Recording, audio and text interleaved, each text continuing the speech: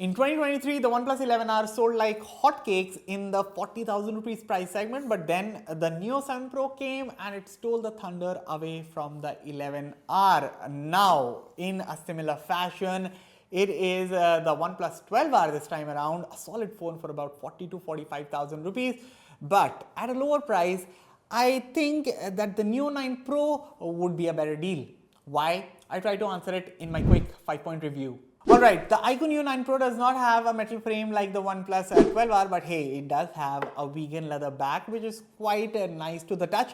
Plus, at about 190 grams, this phone is quite handy and ergonomic, and this red and white finish, I think it looks quite funky. What are your thoughts about the dual tone look? Let me know in the comments.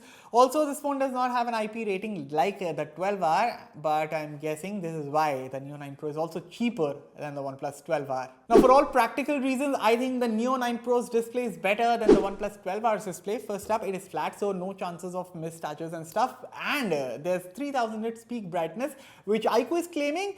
And it's practical because there's readily available HDR content for it. Now, granted, a curved display definitely looks more aesthetic, but what would you prefer, a flat display or a curved one? Let me know in the comments. The iQOO Neo 9 Pro is a snappy phone. Again, something that I can say for the Neo 7 Pro as well, and that phone is even selling for less money right now. You see, you start noticing the difference between the Neo 7 Pro and Neo 9 Pro's performance when it comes to handling heavy tasks, something again that I can say for the Neo 7 Pro. But over prolonged sessions, the iQOO Neo 9 Pro handles thermal management and throttling better than the Neo 7 Pro, something that I've talked about more in detail in my full review. Alright, iQOO decided not to go with a third gimmicky sensor like a macro or depth sensor at the back, and I think it's a good decision. It saves costs. So what you really get here is a dual camera setup, and speaking of which, the primary camera of this phone captures excellent photos across lighting conditions. However, the ultra wide angle camera's quality is okayish, and I also noticed some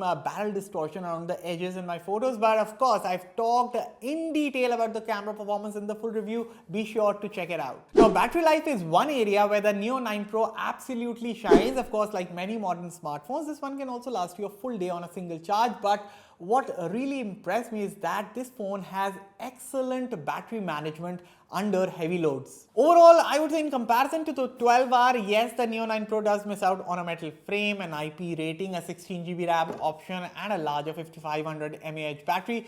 But this phone more than makes up for it with a 144Hz screen, with the 120W fast charging, and the peak brightness, which can actually be utilized by readily available content. Rest to know more in detail, be sure to check out the full review on Fiber, also linked below. If you're still watching tech videos the old and boring way, you need to stop right now. Tech should never be boring, and Fiber by India today is here to make sure of that. We've got the latest reviews, gadgets, and a whole lot of cool tech yarn just for you in a fun and snackable format. Oh, we're in Hindi as well, so come to Fiber if you want to watch tech that's fun.